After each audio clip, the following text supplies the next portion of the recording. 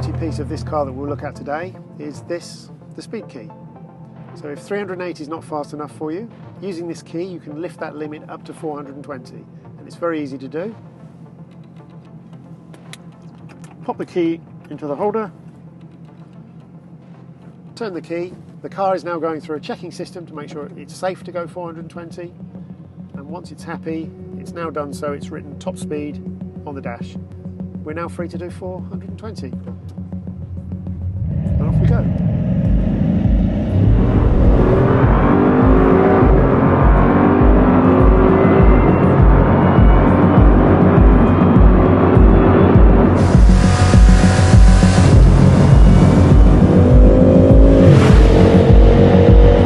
Gentle touch on the brake pedal, and all of that speed is just bled away as if it wasn't there.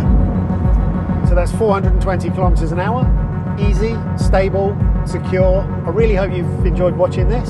There's loads more fascinating things I could tell you about the Chiron, but maybe next time.